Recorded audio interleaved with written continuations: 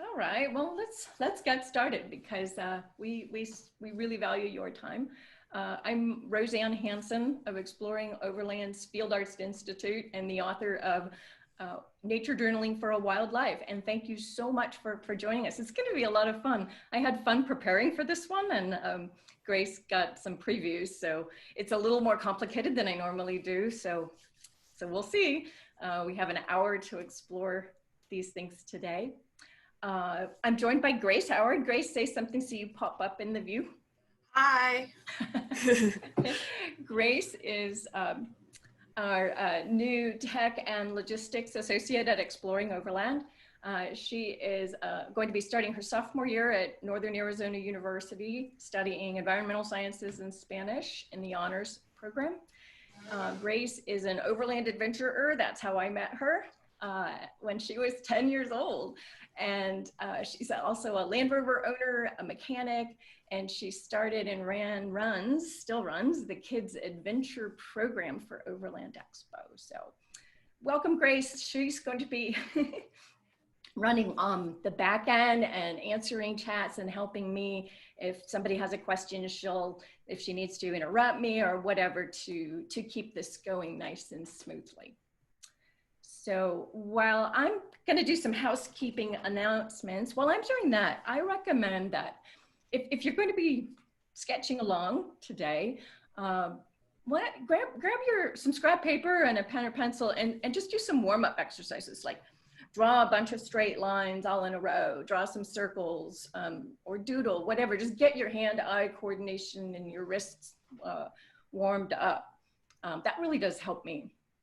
And I do that every time I start a nature journal page because, and I do that by, you'll see how I do it with the type of entry I do, is my kind of warm-up exercise. So housekeeping, keep your mute on. That's important. If you come on to say something, be sure to go back and mute it. And for the view, on the upper right of your Zoom screen should be a way to toggle between gallery view and speaker view. And speaker view will make the person speaking, which is usually me or Grace, be the main view for you. What else? So we said the chat is at the bottom. So if you need to ask questions, we'll be reminding you to, if you have a question, put it in the chat. Grace is going to keep track. If it's appropriate to interrupt me while I'm doing it, great. Otherwise, she might wait till I take a break. Please don't use the chat for a bunch of chitty chat because it makes it really hard when we have 80 people to filter through and see the ones that are questions or problems or things like that. So if you want to chat with a friend, you can do it. If you look at the chat, it'll say down at the bottom, you can say to, and then find your friend and have a private chat off of the main chat. So that, and let's see, what else, Grace? Anything else? Not that I can think of. Okay. Feel free to jump in though if you think of something and you know, we're fairly casual. I'm going to keep it moving, but I want to make sure that we get in plenty of workshop time but also if people need to ask questions, please stick those in the chat. All right, so our goal today with this workshop is to help you build your naturalist skills and your field journaling toolkit by looking at different ways to view things so that you don't get stuck in a rut. So I'll be tending to operate like most people are somewhat beginners. So those of you who are really experienced, keep that in mind. I want to be able to cover everybody. Feel free to sketch along. I'm going to start with a talk, illustrated talk about different views and how I've done some different kinds of things. And then we're going to head to a field trip location to Sabino Canyon, north of Tucson, northeast. And we'll explore that area. We'll have a little hike. We'll go down to some areas and I'll talk about how I choose these views. And then I will do a demo, live demo, and show you how I do those and why. So you should come away with some new views and hopefully inspiration to think of some things on your own, yourself. So Grace, could you put up the first poll? And I think, yep, you found that, yay. Okay, while I'm getting my slideshow set up, please fill out that poll. All right, so this is exploring new and different views, the side, the top, the zoom in, and the zoom out. But before I jump into that, a little bit about my background. I'm the Art and Science Program Coordinator for the Desert Laboratory on Tumamoc Hill, which is a University of Arizona property. I've been a naturalist, an explorer, an author, and a keeper of field journals for 35 years, over 35 years. I'm totally self-taught in sketching and watercolor. I am first and foremost a naturalist, biologist, and explorer. That's how I use art and my journals to study and understand the world. So that's where I come from. And I focus on that in my teaching too, that we're not trying to be professional artists here as nature journalists. We're using drawing and sketching. We're drawing to learn. We're not learning to draw. So bear that in mind. If you're just starting out, don't get frustrated. It's all a process, and we'll show you some great ways to continue that. And I just love to help people explore the world through words, art, and science. All right, what are these views I'm talking about? So there are different aspects of subjects. Side views, looking at maybe a kind of a 3D-ish view, drawing it that way. A side view that's actually a cutaway where you like do a slice, an imaginary slice, and look into, either down into the earth or all the way up in the sky or through the water. Literally a cutaway. I'll be showing you those. Top views, so literally you pretend to be a bird and do your view from above.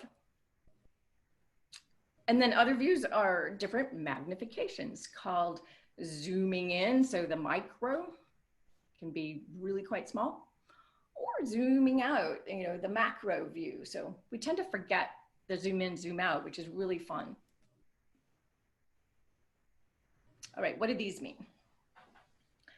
The side view in what I call kind of a 3D, you'll see how this is Tumamoc Hill, the Desert Laboratory there outside of Tucson.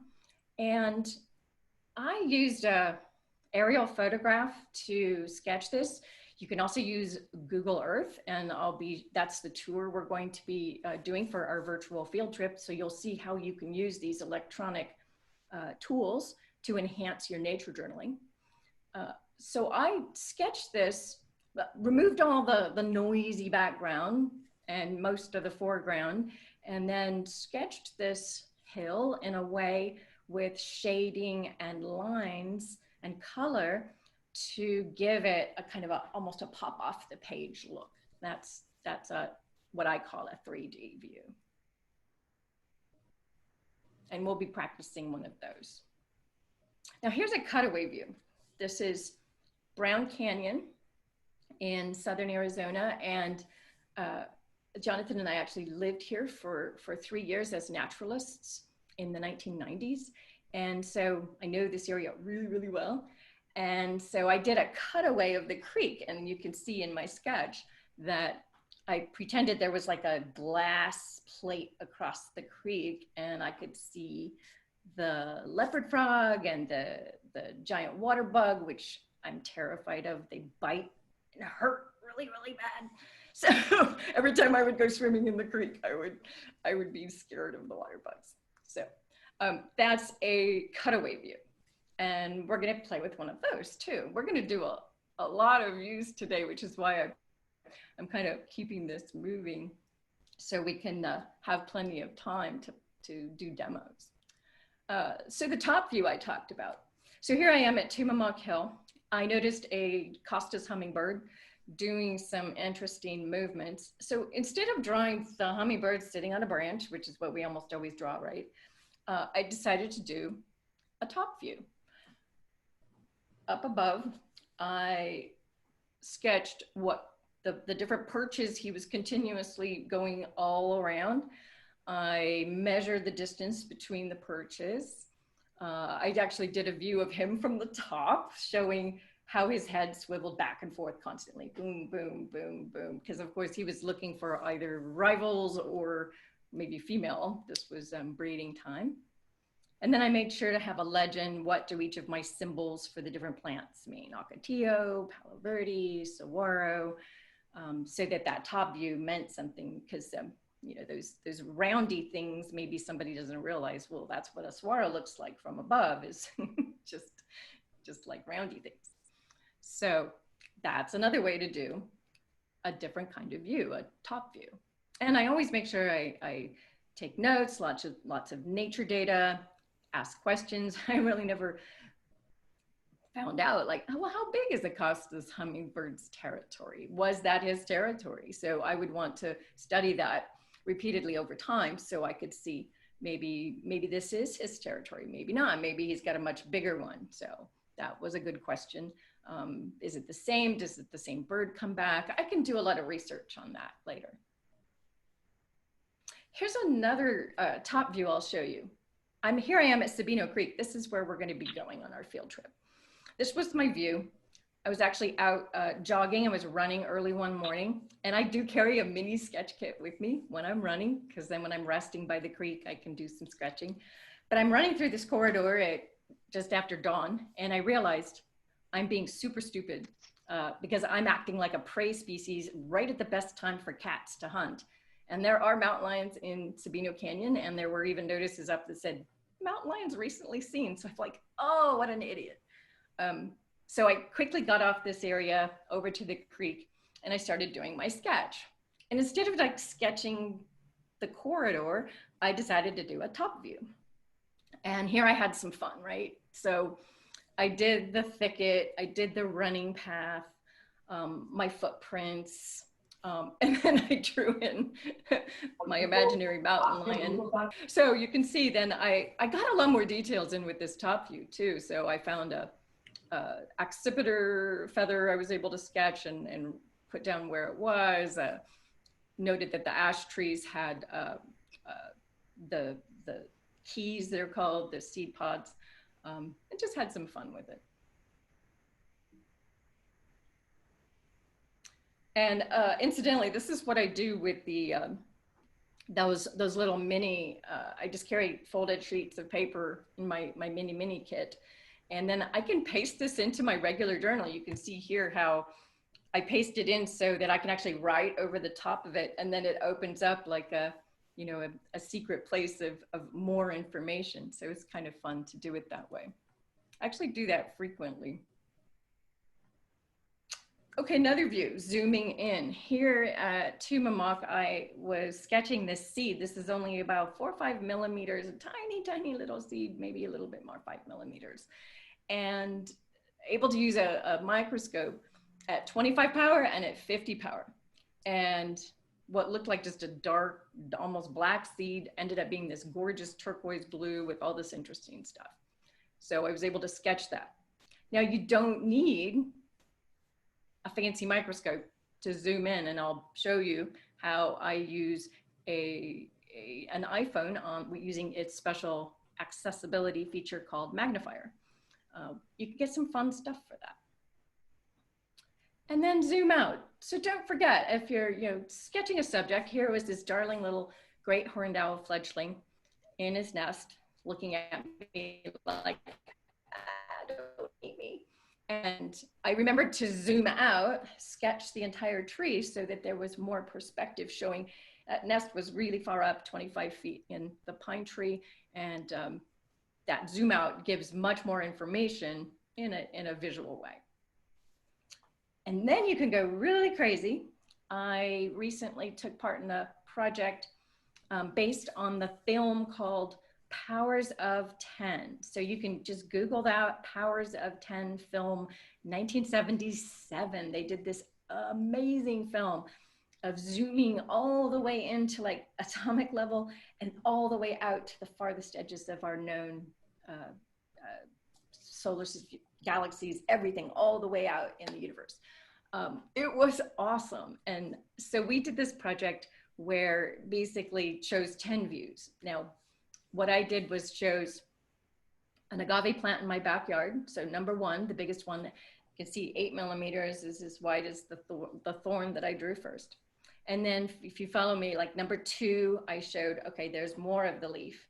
And I circled the number 1, that's a circle of the first one I did. And then follow that to number 3, that's the whole plant. And then the circle showing number 2. And so on. Number 4 showing a slice of the backyard. Number 5, I went to aerial view and sketched my house plot. And then 6, our house within the neighborhood. 7, the house or neighborhood within the context of Southern Arizona or the West or Arizona. And then 8, Tucson in the context of the West. 9, in the context of North America, and then zoomed all the way out and showed the planet with the moon behind it. So had a little fun with that. That one was super fun. This took a long time, but it's really, really worth it. Really fun to do. Okay, so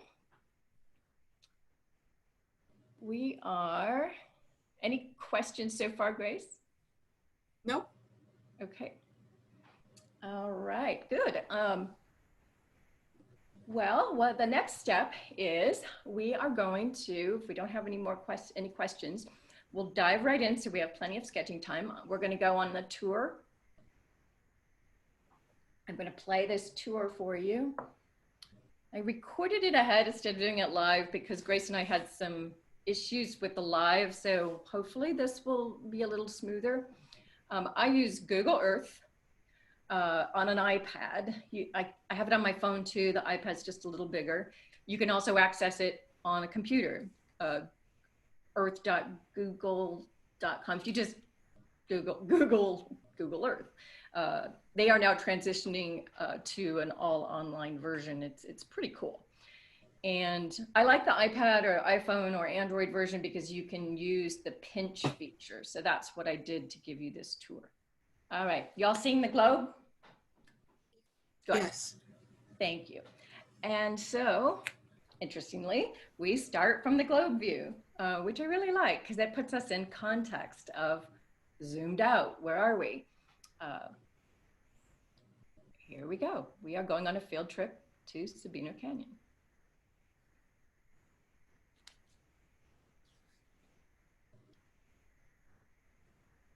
This is just northeast of Tucson, Arizona, right up against the north of Tucson. It's a beautiful canyon with year-round water coming out of the big mountain, like 7,500, 7,800, almost like 8,000 foot mountain. And here you can see the Sabino Creek coming out of the mountain and emptying, comes out into the valley toward Tucson and runs into the Tucson area, although it goes into the sand after a bit. It doesn't run through Tucson year round, just up in the canyons. So here I'm starting to play with this cool 3D view on Google Earth. And you can see you can tilt, which it will soon in just a minute, as we start getting this view so we can get an understanding, use this technology to look at places in new ways. So here I really get a sense of what Sabino Canyon and Bear Canyon looked like from above and their topography. And here I really like this view here showing this, the creek going by and the split and the trails. So we're going to remember that one. And now we're walking down, we're going to head down the creek here. And we're gonna head actually to where I was running with my imaginary mountain lion friends, down to the Sabino Lake, where there's a dam and a lake. It's usually about a couple feet deep, and it's just a lovely place for kids to play and hang out. So now I'm gonna take us right down to the creek using a 360-degree view. Kind of blows up for a minute there. And this is another aspect of Google that's amazing. So there's this thing called Sphere now, Photosphere, and people can put these on their own, and you can find there's millions of these now all over the earth, and you can explore places in 360-degree view. And that's what we're doing, thanks to Mr. Peter Cox there, who uploaded his panoramic view. You can actually do your own panos using cameras and apps that stitch it together. He did a great job. So we're getting a lovely view of what this looks like. So we're now walking along the creek, enjoying these views. And you can see what's really neat about Sabino Canyon here is the proximity of Upper Sonoran Desert with saguaro cactuses, ocotillos, other cactuses, choyas, right next to a year-round water source, to a creek. That's a very special thing in a dry desert area. So I'm probably gonna wanna remember that and focus on that for my journal, because that's one of the things that makes Sabino so unique.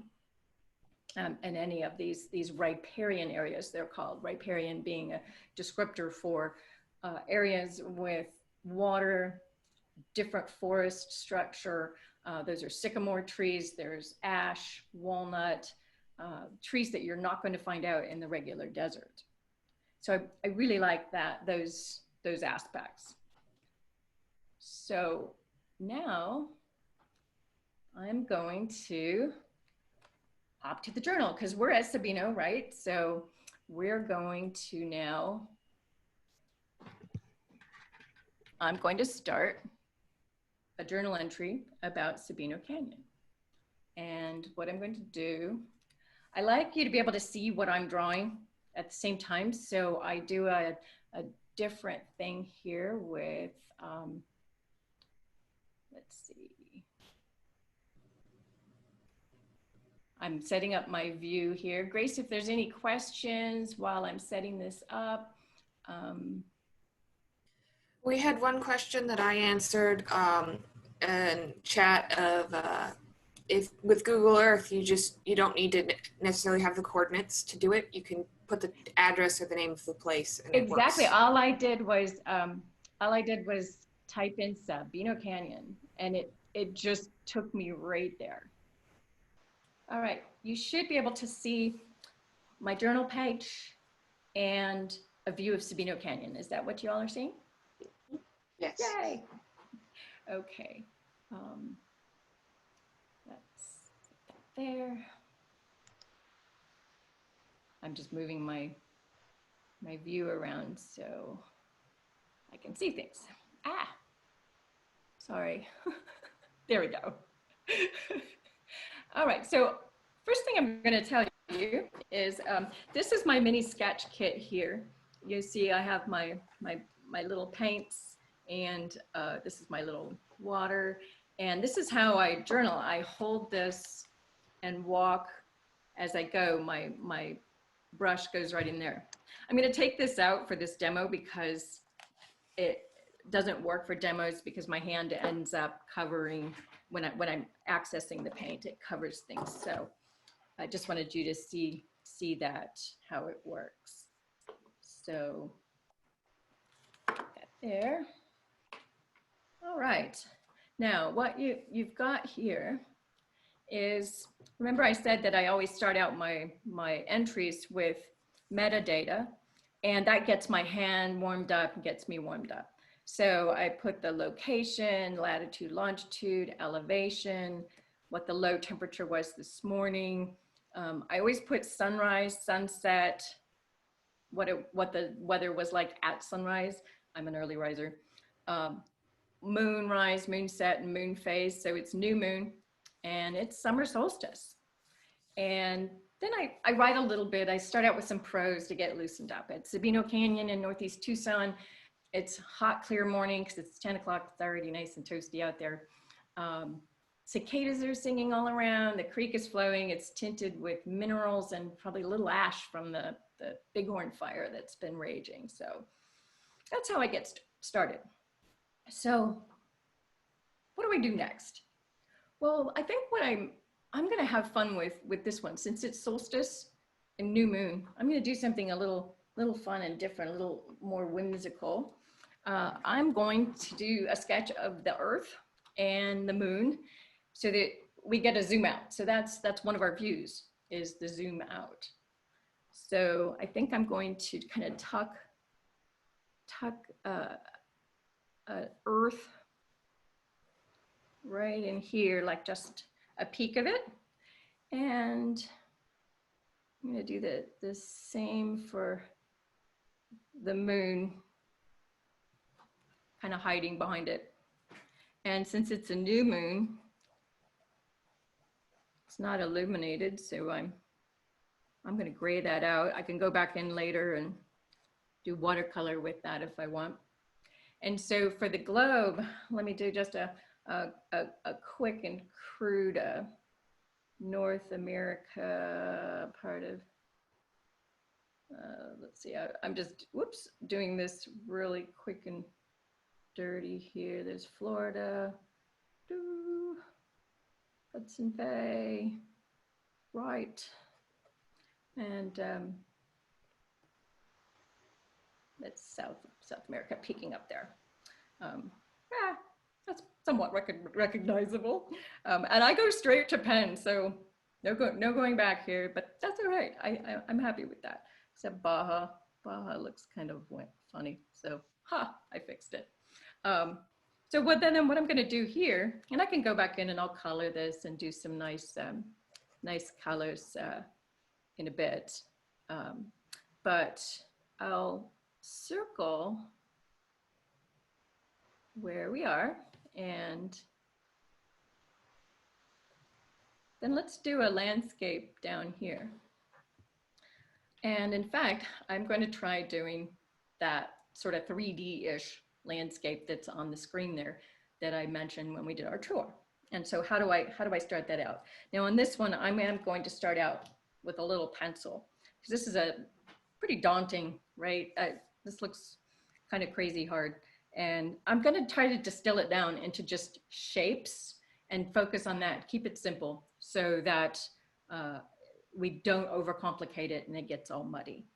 So I'll start with, I'm going to just, I'd rather use my mechanical pencil for this. Can you see those lines okay? Are they too faint? You can see them a little bit. Maybe I should just go right to pen. Well, I'm going to be going over these in pen, so let me just, in the interest of time, just keep moving here. So I'm not going to go all the way up, because what I'm going to do is kind of frame this in a way that I can grab just these cool foreground and the background. You'll see kind of what I'm going to try to do here. I've got a big shape coming down here, and it's kind of curling up there. Can you see that one? No? A little bit faintly, but yes, you can. How are the chats? Have people let us know in the chat if they're having any trouble seeing. So another big shape here. I'm going to focus on this shape.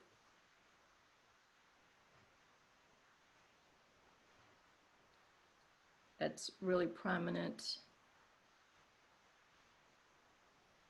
And I'm not grabbing a lot of detail. I don't want to muddy this up. I'm going for an essence, not an actual perfect rendition here. Okay. And now, just going to do the ridge here like that. And one more shape here. This bulge coming out, and then that there. All right, I'm going to quick do this over in pen. And then you should be able to see it there. I don't use rulers. And sometimes that works really badly, but you know, that's just the way I do it. Feel free to use rulers if that works for you. Sometimes I end up smearing what I've already done, so I have to be careful. There's kind of a rock formation there.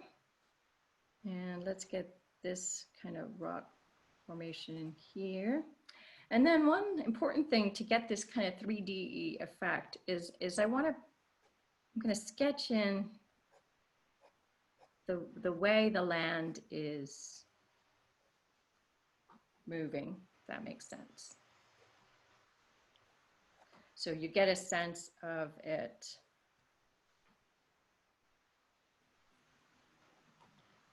shape. And I'm going to do that on this side. These are,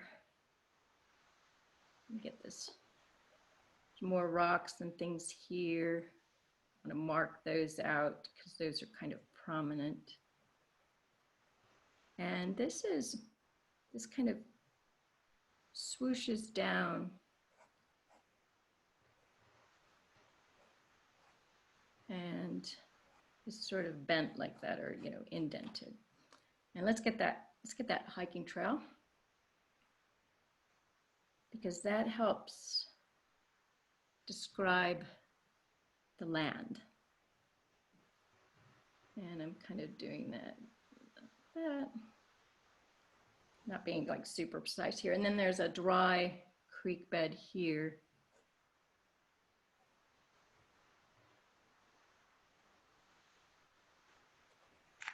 There. And so this is riparian area here, trees. So I'm kind of making sure that's scribed in so I don't forget. And this is kind of swooped down. This is more or less flat across here.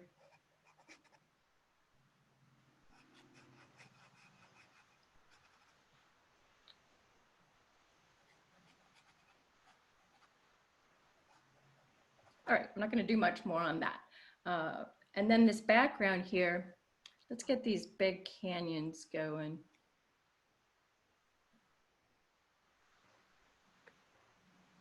This one comes down and kind of joins that one. Probably should have done that a little bit lighter, but that's all right.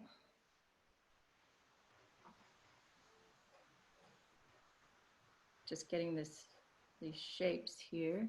Notice I'm trying to get this sense of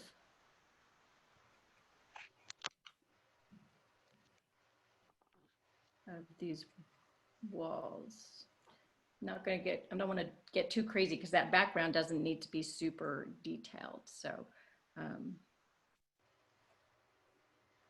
get this bump there. And I think I'm just going to do I'm going to keep this fairly light there. And then let's, the trail is going to be important for emphasizing the topography here, because it's going to come in and out. And that helps show the bulges. And then I'm just going to let it go kind of light across there. And then there's that really prominent, this is the phone line trail, I think it's called. I used to run this when I was young. I wouldn't even remotely do that now. That's crazy. There. So I'm leaving this as kind of my frame where I'm going to let this kind of fade out. And so here's a fun thing. This is a really fun trick. So when I paint the background, I'm going to do a base paint layer. So grab some waxed paper. It's just a sheet of waxed paper, and mark the top so the waxy bit's there.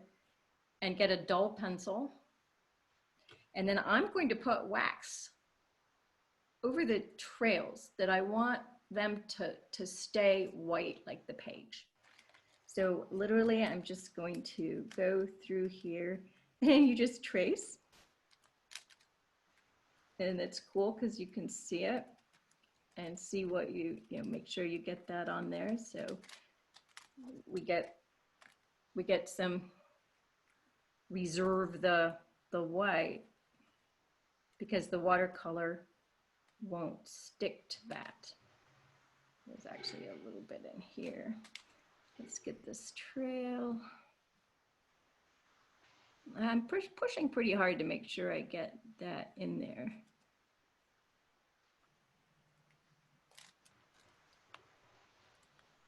Letting it fade more out there.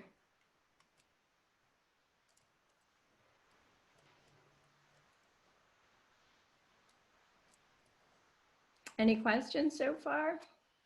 Well, the only question we've had is what app do you use for the metadata? Is there an app that you use to? Good question. Yes, there are lots of great apps, and Sun and Moon is a good one. They are in my book, but I can also put them on the website as well. So, okay. So I'm going to do a really quick wash on this so you can see what the fun wax resist does.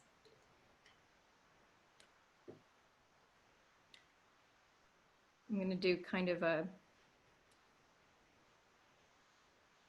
going to wash the whole thing in this kind of, this will be my base layer. Everything but the riparian area, I kind of just want to be this. Now see that? How it reserved the white?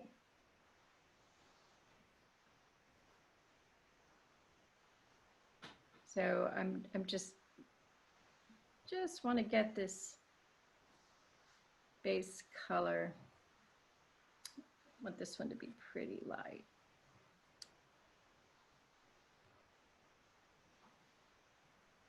But you can see how it reserves the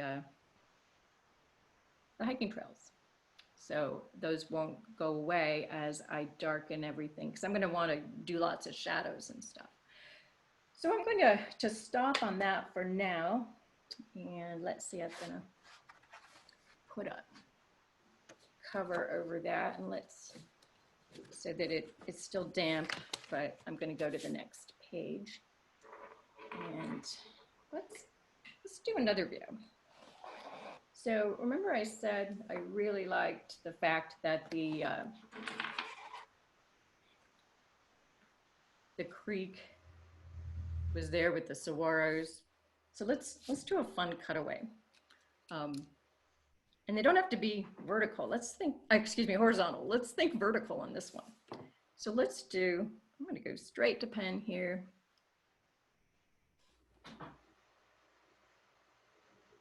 You can see how wobbly. And I'm going to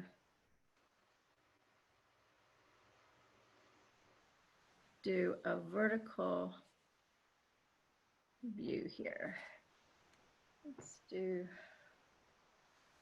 that yay wide. Woo! A little wobbly, not too bad. I'll leave it open for a minute there. So let's pretend we cut, actually, I'm going to show you. Let's go back to the views here.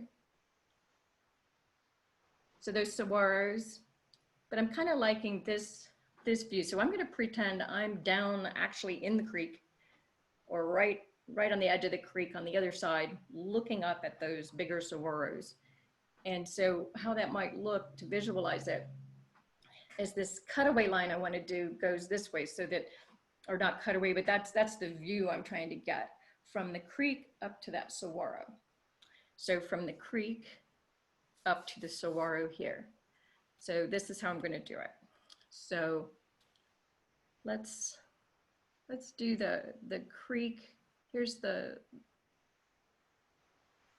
water here. So this is the bank, and there's lots of grass growing on the bank here,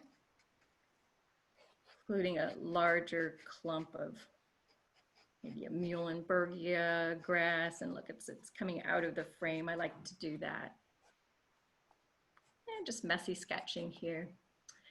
And if this is the bank, then let's have fun. There's little, let's do little roots systems here. Because we've just sliced into this, right? We get to see what it's like underneath. This one has bigger root. Let's have fun with it. You get to do whatever you want because you're imagining it. And now there's some rocks here that come in.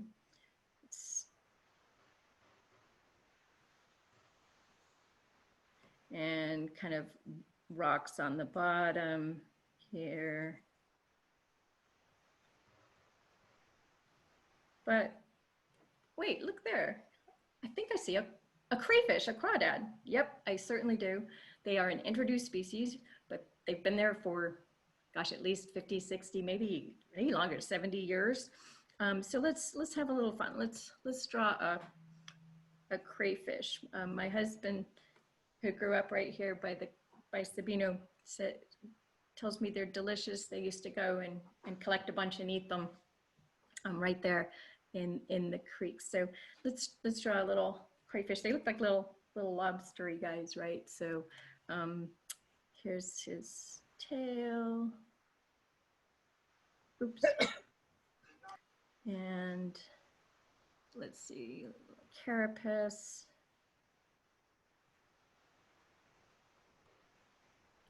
And they've got beady eye head here, and these like little antennae thing, and then big lobstery claws there.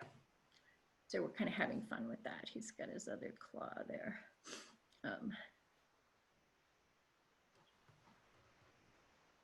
So there's our crayfish. And what else? So maybe a few more rocks. So there's that part. Then we might then do, we've got our bushes. We'll do this with watercolor. And then we've got this lovely saguaro here.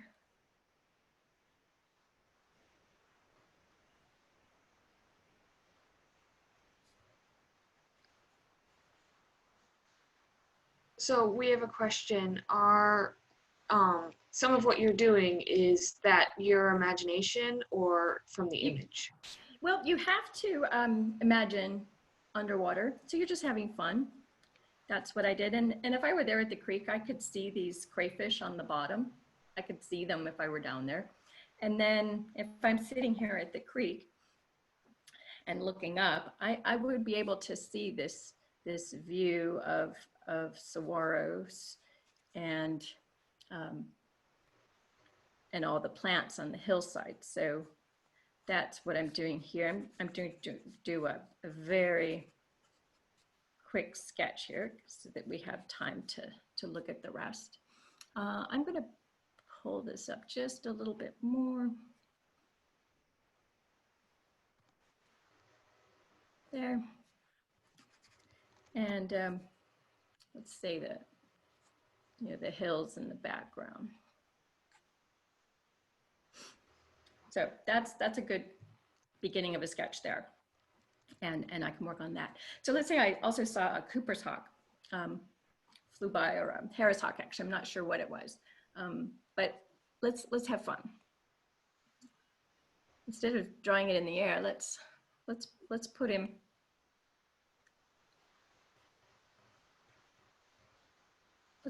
right on our. He decided to take a stop and a rest here.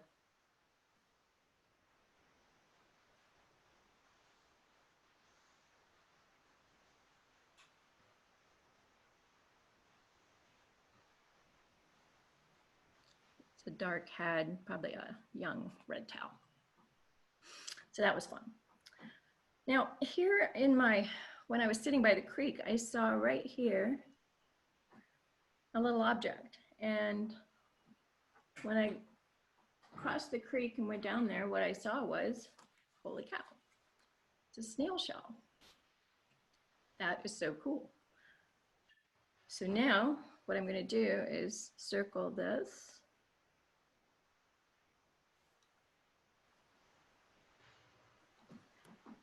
And I'm going to draw the snail shell pretty much life size. I'm just going to do a quick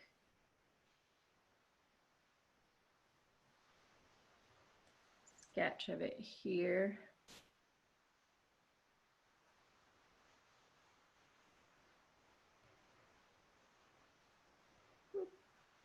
Getting a little bubbly.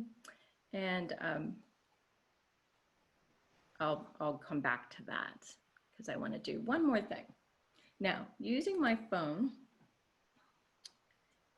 if I've set it up to use the magnification. If I triple click, oops, let's try that again. Triple click, there.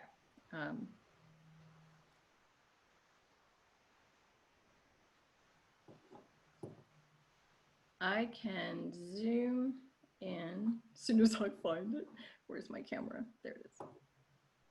There, you're starting to see it there. On the details of this guy. It's pretty amazing. And in fact, that's what it looks like. So I can use these tools to create my next zoom in. So let's do maybe I'll do a square. And I will do a super zoom sketch because what I really want to capture with this are some of these really interesting colors and details. So I will go back and I can add that gorgeous turquoise color, greens and details. So that would be how I would do all these different views on one morning at Sabino Canyon. Really fun.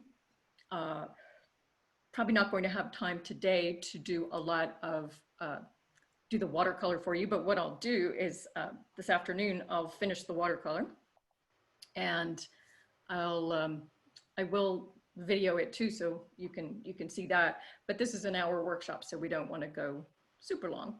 But what I would do next is I would fill in writing about all these things. You know, the hawk, describe, measure the this is important. You want to always put measurements in. So this is ×1, but it's also helpful to say it's about, let's see, use my, it's like 18 millimeters. And I would take notes on the color, what the plants were that I was seeing, details on the crayfish, how big it was, the fact that it's an invasive species, things like that. So that's how I would enhance these pages with lots of different views. So we've got cutaway, so you get the full creek. We've got a 1x, we've got, this is probably, oh, I would guess this is probably, it's not quite 10x, I'm guessing 8x. And then back over here, we've got our world zoom out. We'll be working on our 3D, and then we have a really great set of pages. Any more questions? We had the question, what the magnifying glass was in. How did you pull that up on your phone? Yeah, so on your phones, you go into settings, and on the iPhones, it's under accessibility, and then you have to turn on the magnifier, and then the shortcut for it is to triple click on the home button. So 1, 2, 3 turns on the magnifier. So you can also freeze it. So now it's frozen. So that's a fun tool. I can add that to the tutorials on the website. So the website, Grace is going to put up in the chat the address for the where this is going to be. So this is being recorded, and we will put this on, and then I'll finish the color as well, so you can come back if you want to see the color, how that works, because that's a lot of fun. I enjoy doing that. So I'll edit those together so you'll get both. So I'm going to, that was fun. I like that. Stop the share. All right. More questions? Anybody? Did anyone sketch along, and would they like to share theirs in the view? Oh, there we go. Okay, so let's, Grace, Rhonda has hers up, so click, unmute her so she can talk, and we'll go around. I'm gonna unmute whoever is holding theirs up, Grace too. Oh, you have to, oh, there we go. Unmute myself, yeah. Can you hear me? So go ahead and talk, so then your speaker view will come forward. Okay, I'm just using a index card, made a little frame and worked in it very much like you were doing and followed along. It was a great exercise, thank you. Fun, that's cute, I like that. Who else? Just go ahead and unmute yourself and talk so you pop in. I saw some more, don't be shy, there we go. Who's? Hey, Marty, hi. I did, very similar. I was taking a lot of notes as well. And then Nice, yep. That one as well. Thank you. Okay, Sushma, thank you. I had a lot of notes and wow, look at all the notes. Wonderful. That's great. Who else? And don't feel like you're pressure. You need to. Hey. This is Ken. This is Ken. Hi, Ken. Hi. Just kind of did it on my small little hand. Oh, your little. That's your mini notebook. Nice. And of course, the couple things you really pointed out were the magnifier and the wax paper. So I took notes about those. Excellent. Is Cindy there? Cindy's in the other room on a different Zoom call. Oh, tell her I said hi. I will. All right, who else? Hi, it's me, Wendy. I just followed you, but then I dived in and just started looking at those shapes. There's lots of triangles. So and that riparian area gave it a nice distinction. So yeah, I want to add a bit more color, but I'm interested, your base color is just a base, right? And then you build upon. That's right. I use transparent lifting watercolors. So that means that you can add layers on top of them. They're transparent, so it will build richness. So I started with a yellow, and I dirtied the yellow with burnt sienna, and to give it kind of a dirt color, because I wanted a little bit warmer. The Google Earth view was too blue. That's not really what it looks like. So then, yes, I'll be going back in with the greens and the shadows and creating the shapes with those. So thank you for bringing that up. And I'll put that on the next version. Thank you. Lovely. Anyone else? anyone think of any new views, any crazy stuff we might want to try in the future?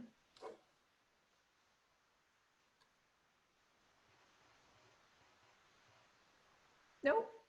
I think with flowers, it might be interesting to do like a ground eye view up to the underside of a flower, as though, you know, a bug or a little creature might see it. I'm going to write that one down. That is a great idea. So yeah, getting down on the ground and looking up. That is a great idea. The other day I was doing, after I went running, I did yoga in the backyard, and I put it out under a tree, and I'm like, I have my face right next to the ground, and I noticed, which you can't see unless you're down there, there are about 50 little tiny ants. So I thought, how fun, maybe I'll do a grid and count ants someday. My husband will find me lying in the yard. Good idea, I like that. So plant, we'll call it the ant view. I'm gonna try that. And just added to that, just quickly, the other day I sat down and lied under the tree that I was drawing to get that view from my back, you know, from looking right up into the canopy, because it gave me a better angle with the branches. Fantastic. That's why I carry cut up yoga mat in my field bag, so I can lay it down and do that and not get totally dirty. Great idea.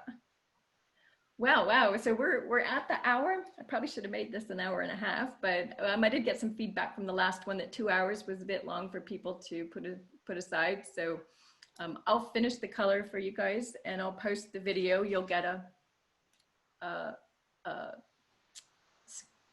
email on that. Grace is going to throw up the last poll, and there we go.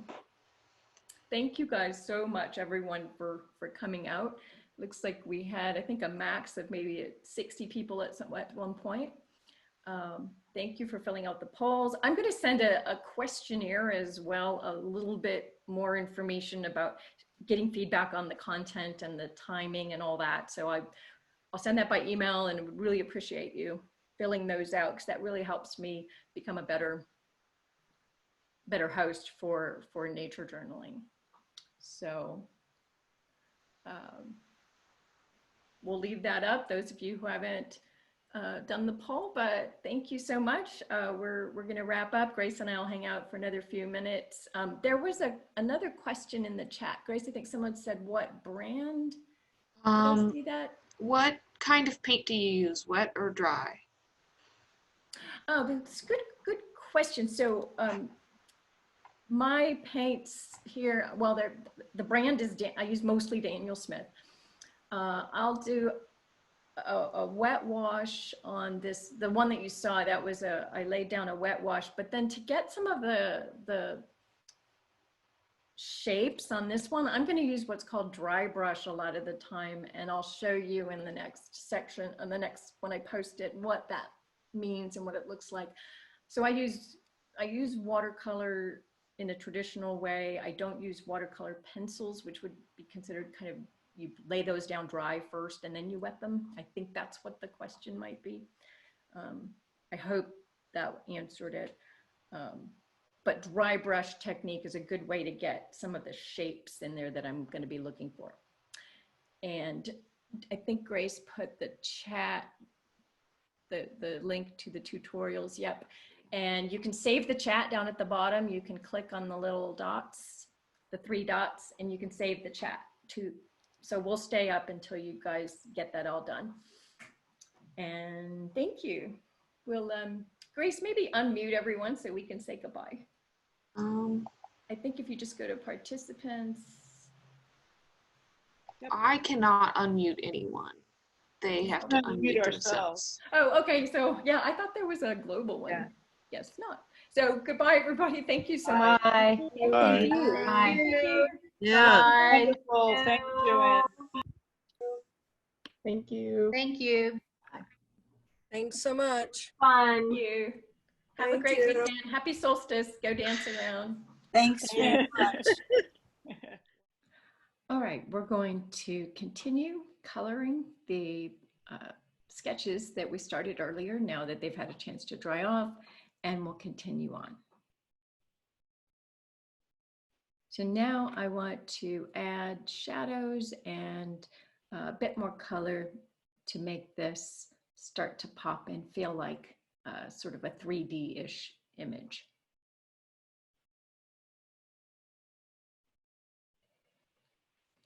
So I want to,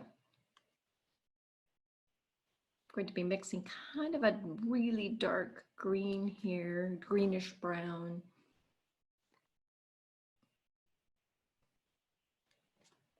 And I'm going to be using a dry brush technique. So I'm going to be wanting a lot of tracks in the paint swipes here. So not quite dry enough. So we can get the shape of the land here.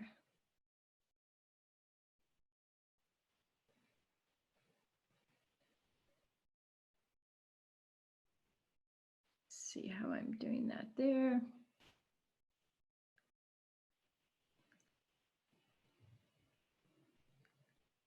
Now I'm going in with a bit more damp to get these kind of plateau places. But again, I'm not wanting to get 100% color here. I want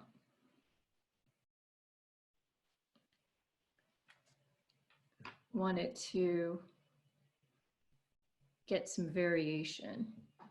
Let's get some of these cliffs while this is still damp.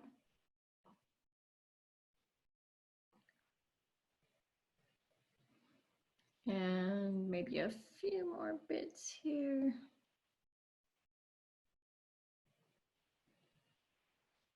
So you can see how this is burnt sienna, just trying to get a bit more interest there.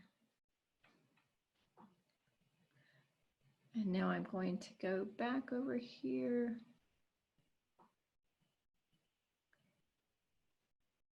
And add darks here to these cliff areas.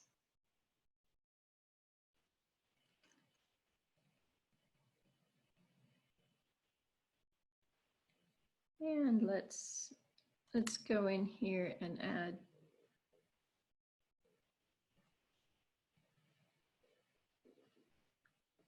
a little bit more darks there. I'm going to want to push that back, so I'm going to add a little more blue. Maybe that's a little bit too much blue. You can see I'm just experimenting as I go.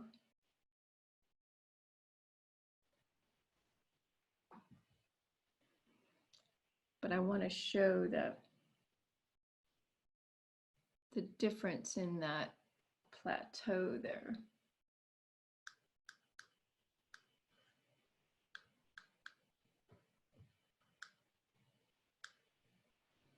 Adjusting some of the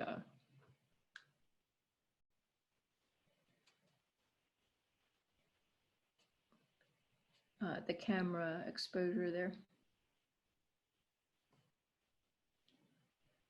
So I want to show that as being a little bit farther behind, a little darker, so that we have a difference in the topography here. All right, I like that. Now I want to push back the back a little bit. And I'm going to do that with more of the dark blue. I'm going to darken that with a little bit of the burnt sienna there, maybe a little more blue. So we get kind of a blue gray, but more blue. So what I want to do first is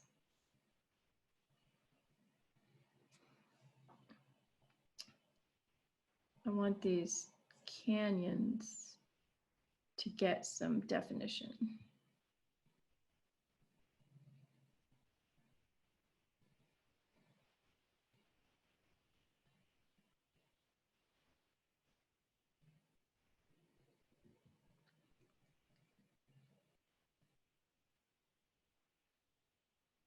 And I can go back in later and darken these up a bit. But for now, I'm wanting to just push this back into the background.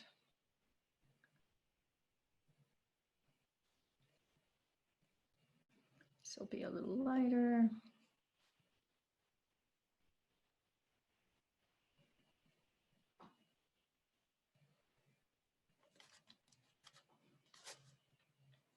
Really making this a fairly weak color here.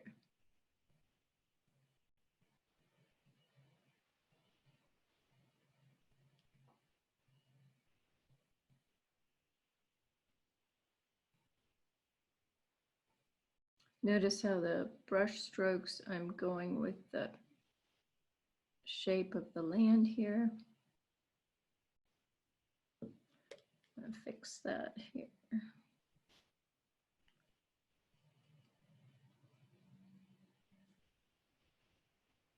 But I don't want this background to be the primary focus.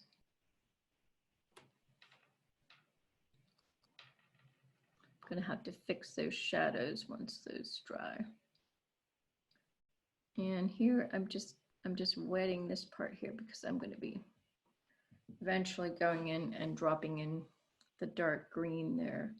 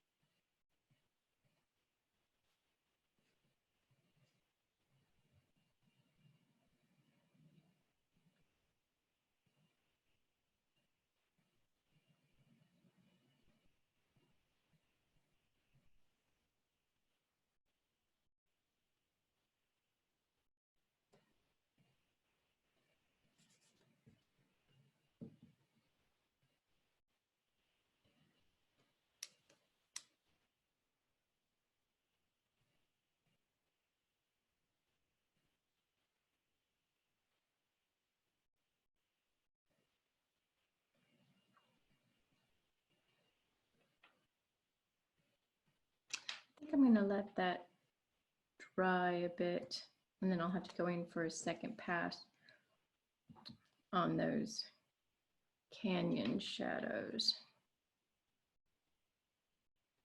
This paper is not my favorite paper. It's not behaving really well. It's very difficult to control.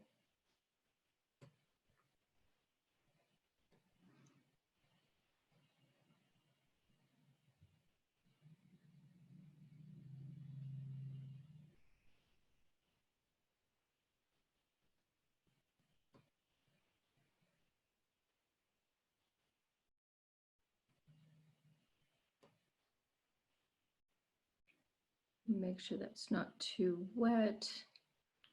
So I don't want to get that bleeding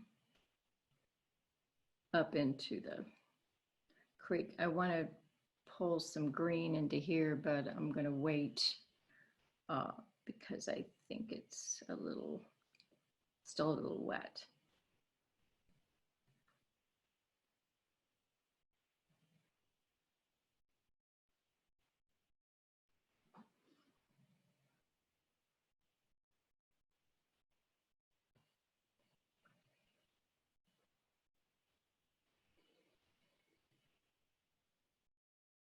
I'm going to put just a few tiny little suggestions of foliage up here, but I don't want to overdo it.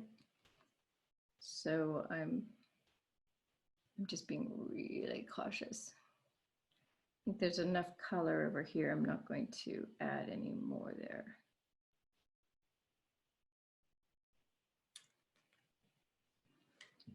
I'm going to stop there.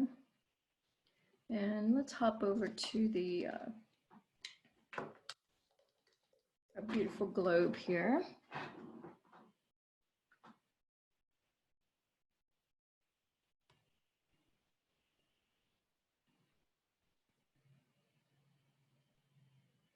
Let's see. I think I want to start with the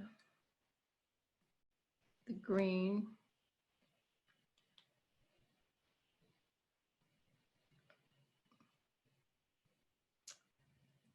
And maybe I'm going to lay in those central deserts too. So some burnt sienna.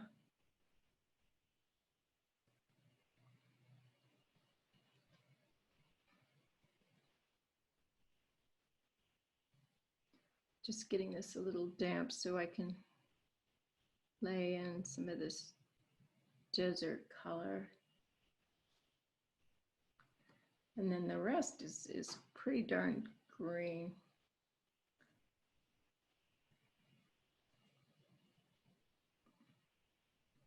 And I'm going to get it wet first.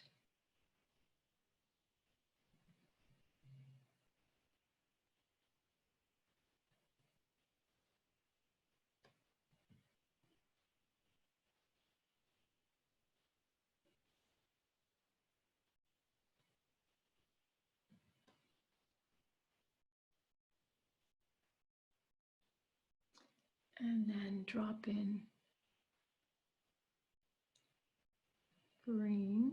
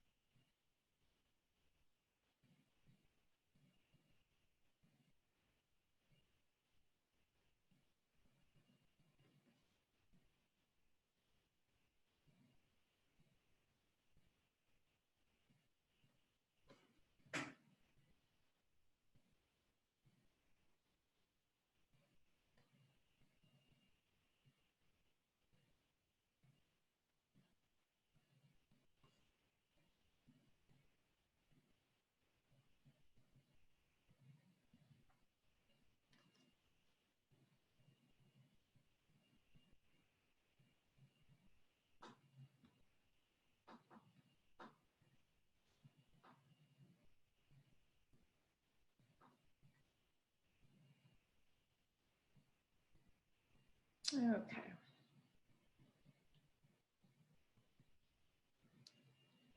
Now the oceans are going to be a bit more of a challenge. Oh, wrong way. Bit more of a challenge here. And again, this is just a really quick capture. But I want to get plenty of the Endanthrum blue in here.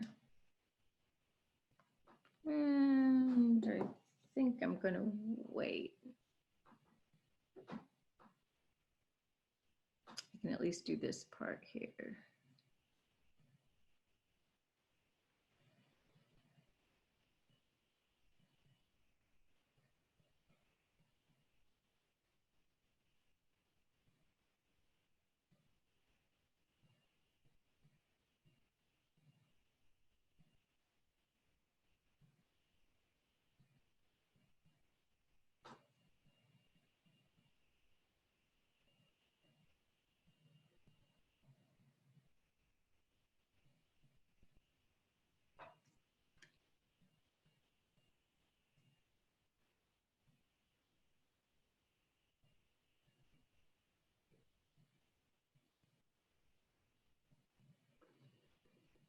some more blue going.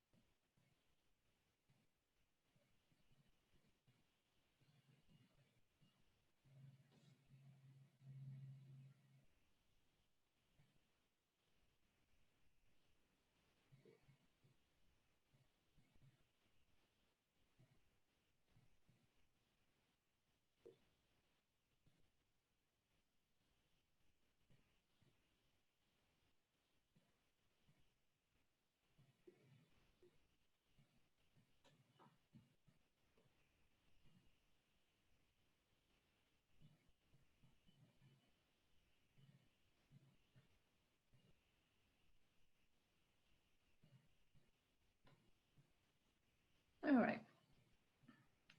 This I'm going to do in a kind of grayed out. This should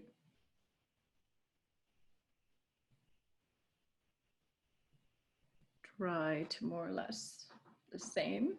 So that's great. Don't have a good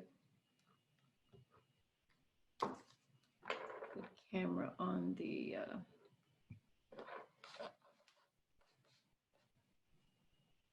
Sabina. Let's see.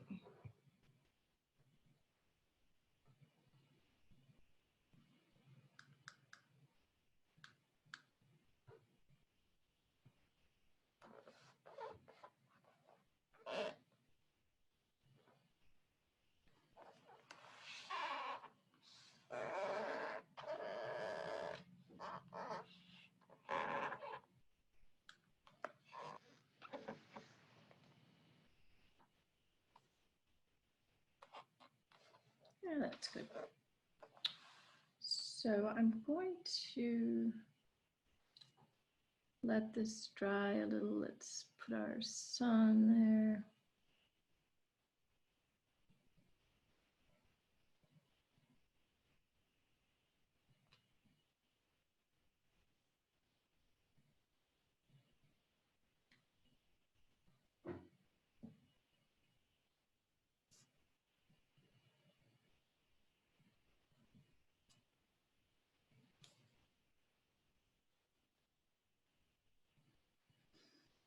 It was pretty warm today, so I think the high is going to be over 102.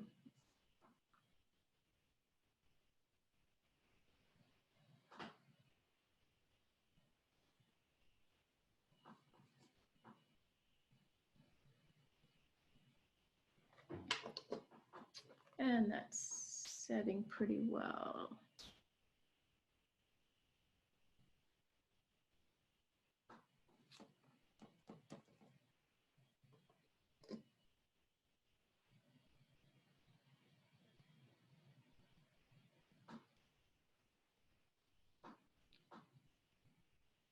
And I'm going to go ahead and create the gray for the moon here. It was indanthrone and burnt sienna.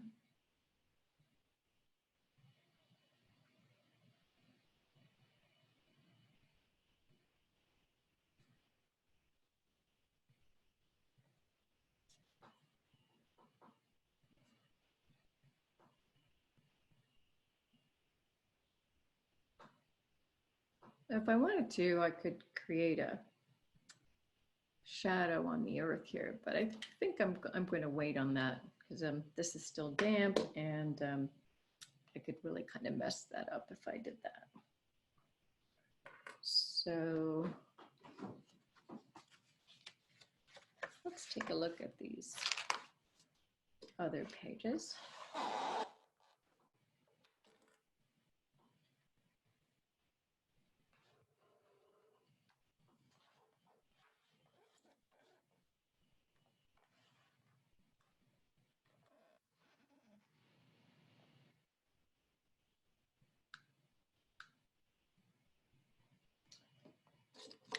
And what are we going to do here? So the water on Sabino Creek is this lovely,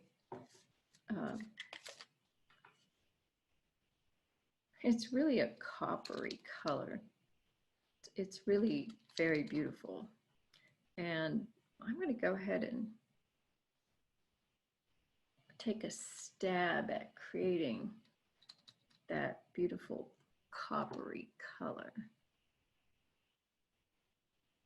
I think it's from the minerals. We're not sure. We haven't actually been able to find definitive information about it.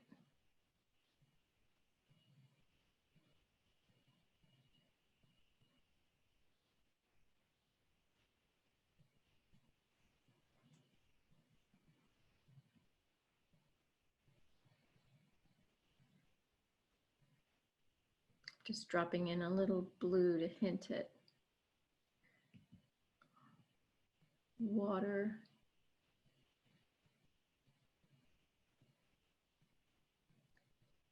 On the surface there. And maybe, you know, sunlight down. And those rocks are going to be lovely kind of dark colors.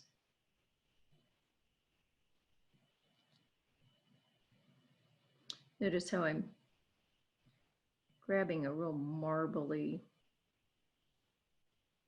oh, too wet. Ha. I need to wait on those rocks or we're gonna have a too much bleed.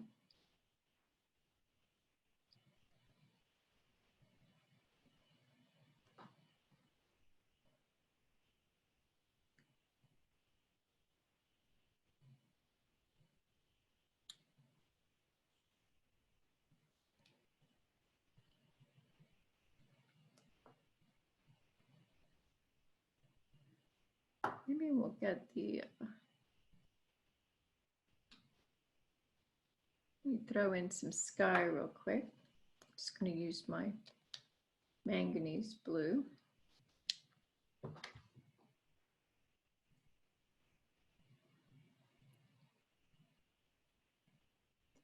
Beautiful clear sky.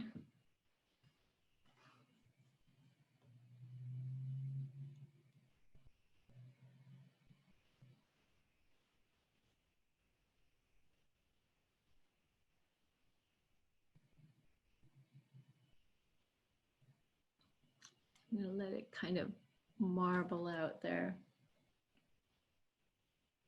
and bloom a little bit because it was really hot and that sky definitely kind of blew out.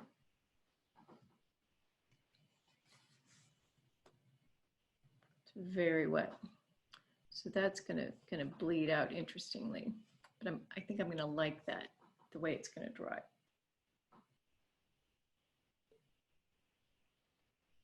So let's get some kind of green wash going in here. I'm not gonna, I just wanna kind of get some green background.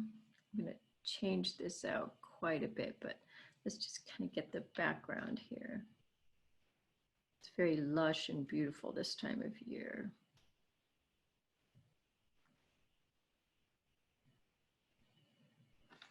See how this is drawing in that kind of coppery color I was trying for. Got a bit of blank spot there where I had to pull that bloom out, but that should be good. So this is just a lot of, we're looking up the banks. So I want to get some foliage variation in here. So I want to get some different color green and some darks as well. See, I'm just sort of mixing a real marbly mix here. And I want to drop in variations while it's still wet. So I get some interesting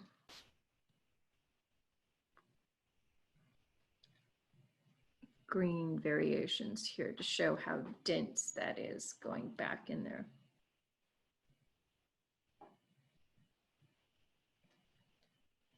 It'll dry quite different than it's looking here. So I'm going to do some like Palo Verde,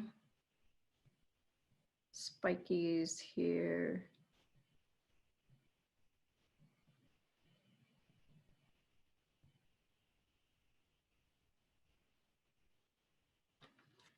Pull in some darks.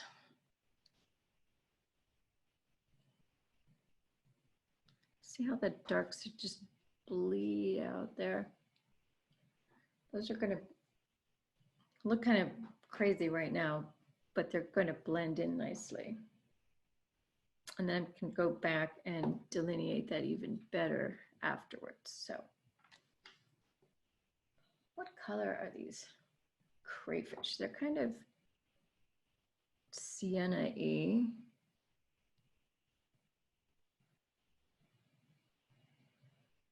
I'm not going to color him all the way in. I want to get some variation in there.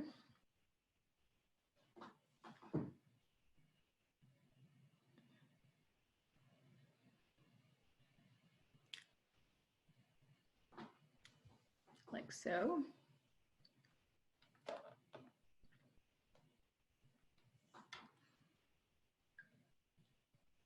Once this has got a fairly decent dry, I'll go in and do this. And then the last thing I'm going to do is this light background on the desert hills. Let's give Mr. Hawk a little bit of russet or burnt sienna.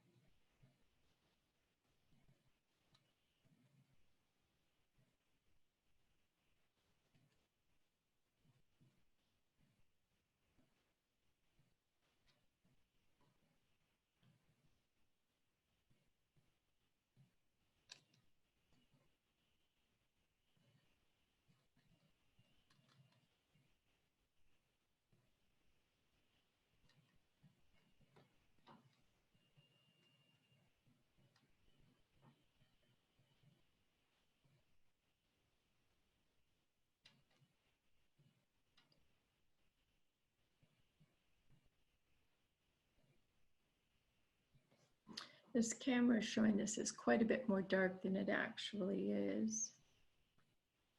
So I'm going to let that calm down a bit. I'm going to give this saguaro a little bit of a greenish yellow underpaint.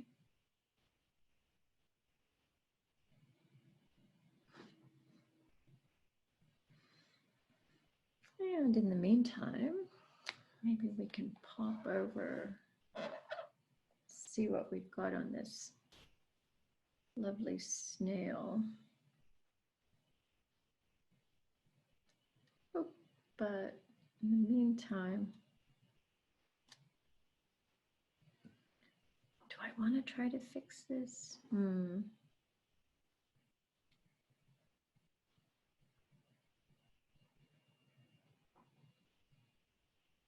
Not sure that's fixable. We'll go in and darken up these rocks here in a bit.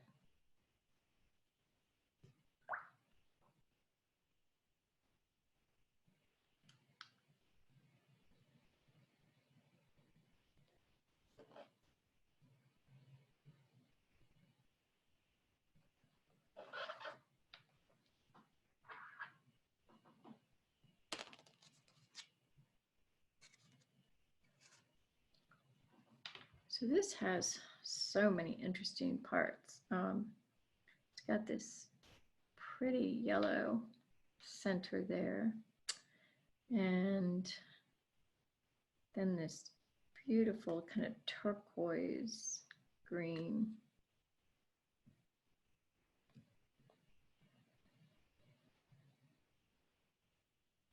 Which I want to capture.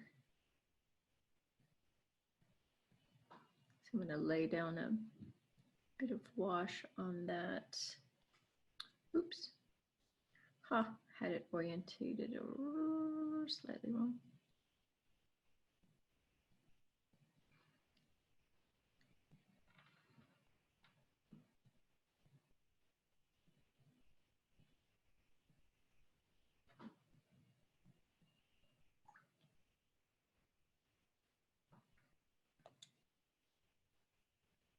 I should have laid down a little bit of wax in here to keep that wax, or excuse me, the white nice and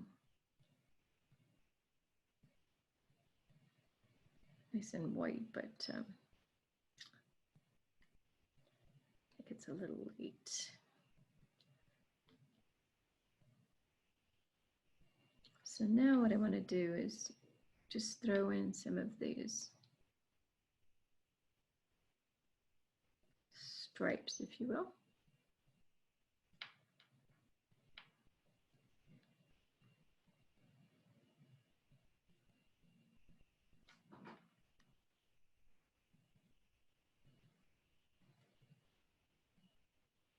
And then I can go back in with some pen work and strengthen that a little bit.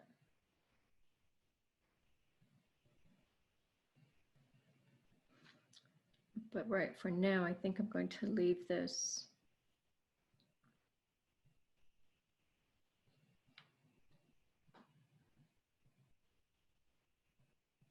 and then do most of the work with some pen. And then I can come back and I'm going to want to add a shadow of this guy. And I can show you a bit of a hint of what that might look like.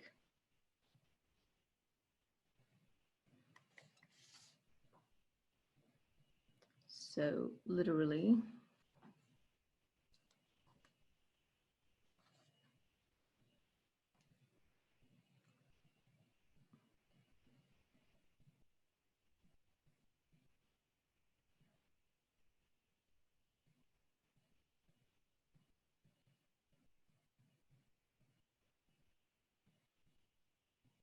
just covered up my 18 millimeters, so I'm going to have to go back, fix that.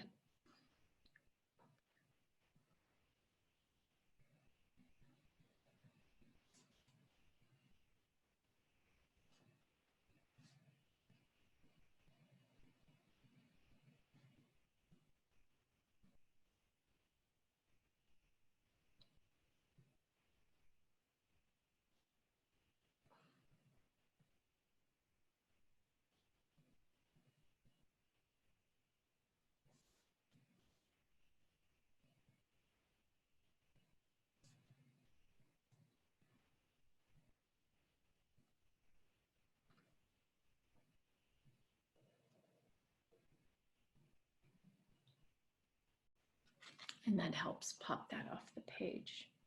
After this dries, I can go in at the very end after I add some pen work and add shadow to the shell to make that pop a little better. I'm going to go back over here now and create more saguaro colors. Let's see. I think I want to have the light coming from this way, so I don't want a lot of detail here.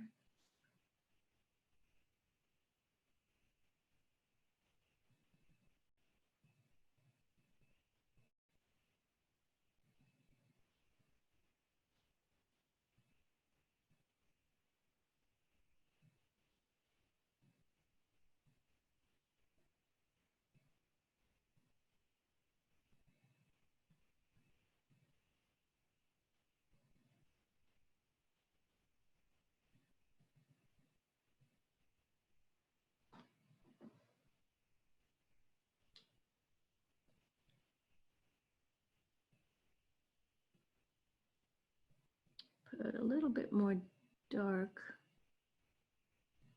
on the inside while it's nice and wet, so it kind of bleeds.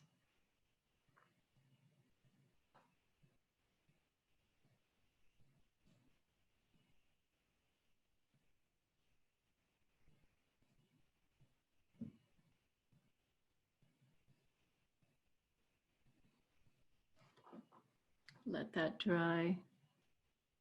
This is not as dark as it looks in the. And since this is dry, now I'm going to go in and make some bright, grassy,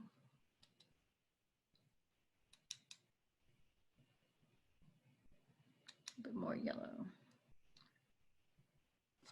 See how that looks. And I want this pretty thick.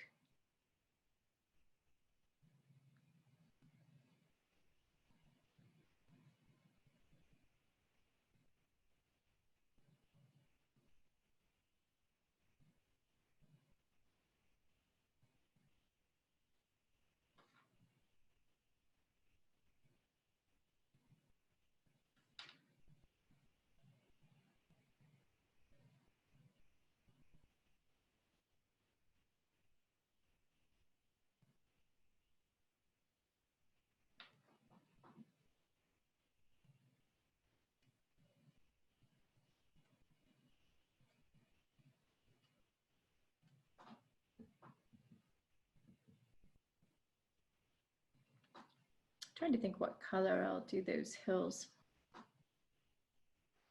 Not sure. Probably a combination of kind of dirt brown with a little bit of green, because I want to push them back. I don't want them to come forward. I want them to look pretty far away. So it's going to have more blue in it here. So right now, I think I'm just going to push these back with a, hopefully this isn't too wet.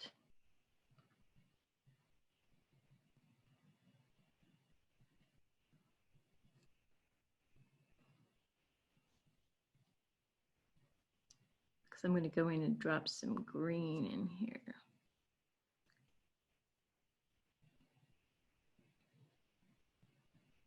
But I like the contrast that gives. Now let's just drop it, just little bits of green.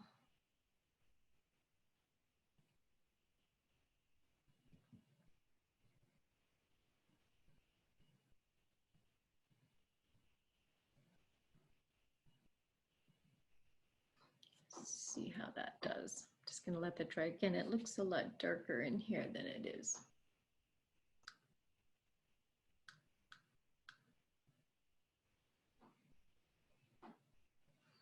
What I want is a kind of mottled effect.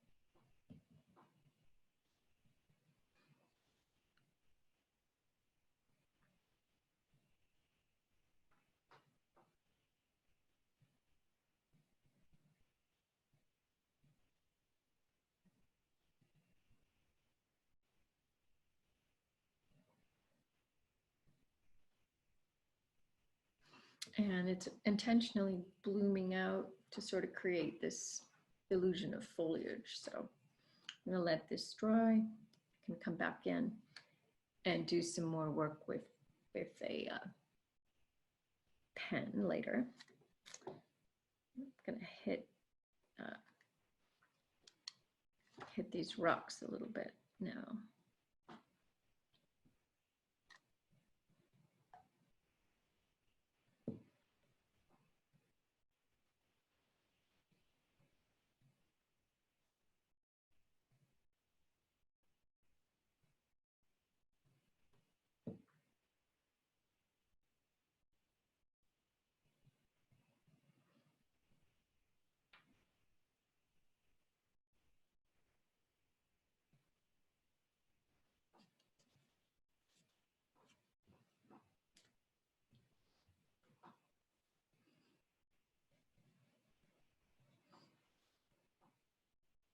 We could have a little fun and have a little leak here. I steal this from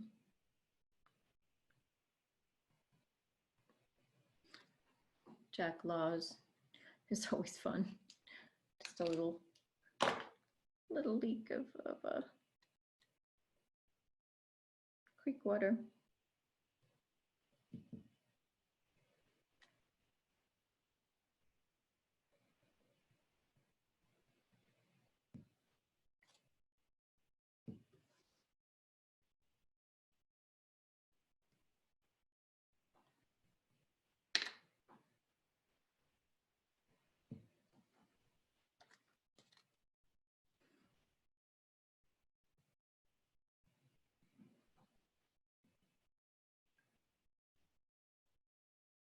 So I'll come back in here later and use the pen to give more definition to these areas here. This is going to dry, and then let's take a look at what this might look like.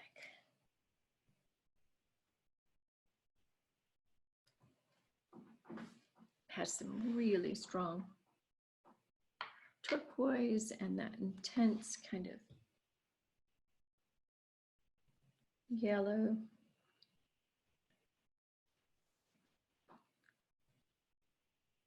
Oop. It's too green, isn't it?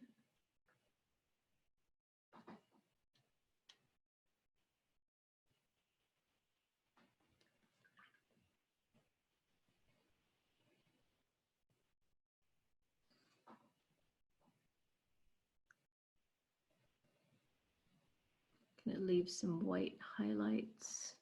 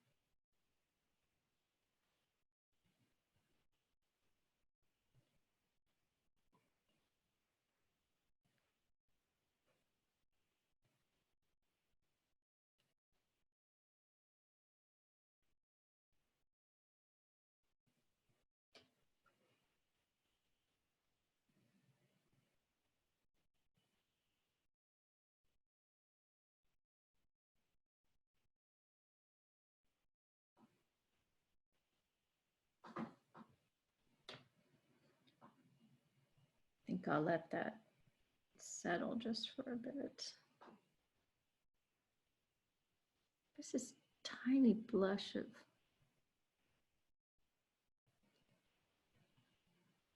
pink around this that's quite pretty.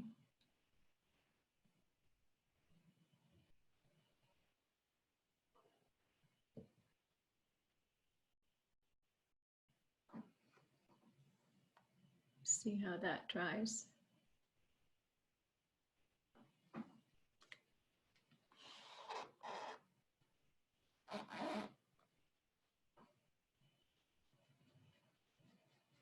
This paper is a bit of a challenge. This is an inexpensive paper that I had to make do with because my favorite paper, which is B paper 90-pound cotton, is out of stock right now because of the pandemic. And unfortunately, this is the only thing I could find right now, and it's just not very good paper. It seems to have, it's probably got stuff in it I don't like, and it just bleeds badly and doesn't blend well. So having a bit of a struggle, but that's okay. Overall, the colors look pretty nice on here. And let's see how we're doing over here. Yeah, that pops nicely.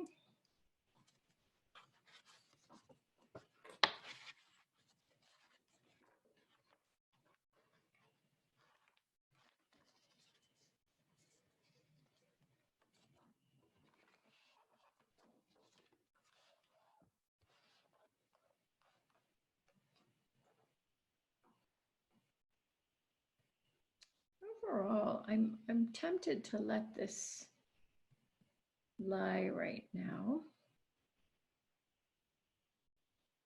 As I like that this is pushed back a little bit more. I think I could add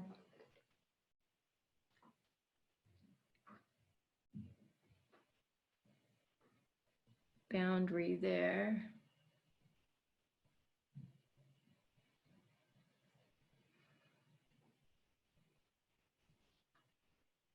Because that really didn't, I don't think I want to put any more foliage in there. That didn't really work there.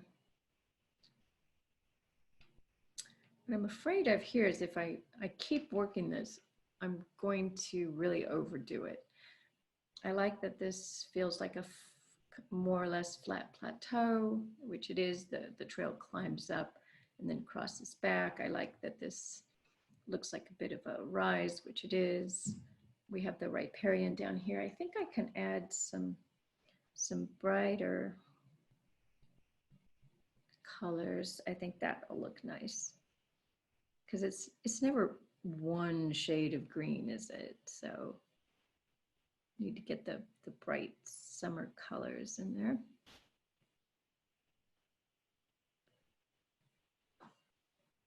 That looks better. And there wasn't a lot of color back here. I want to leave that so it recedes. You get the sense that this was a hump. Could probably do with a bit of a blue wash. Do I dare try? What do you think?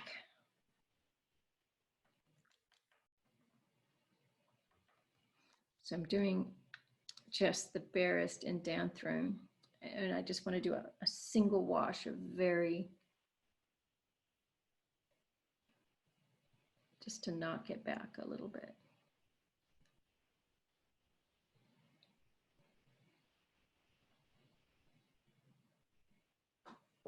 Yeah, I liked that better. Got some green bleeding there, but that's okay. Yeah, that did a better job.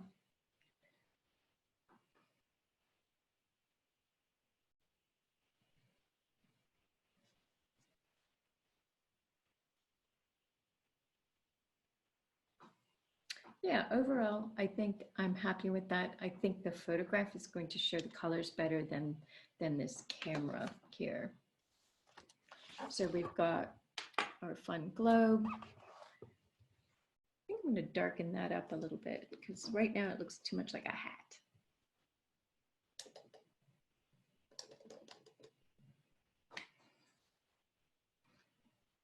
And I just used burnt sienna and indanthrone to get a nice gray.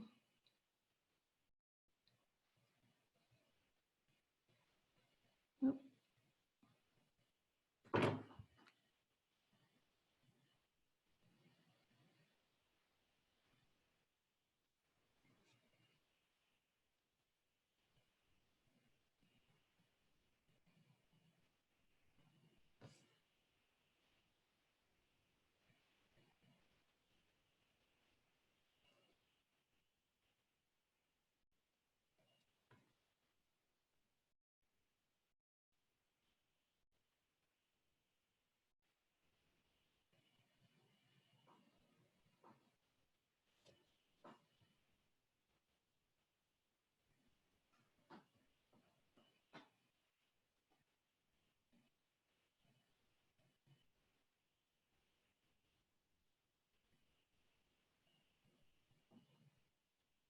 I think I like that a little better.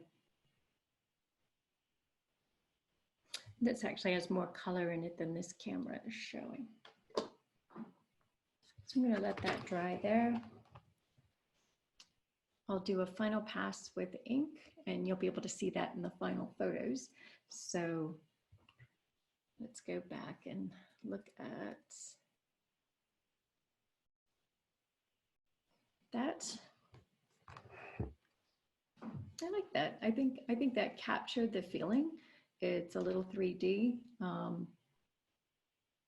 think I'm going to stick with that because you can really overwork things. You need to learn to stop and not overwork it.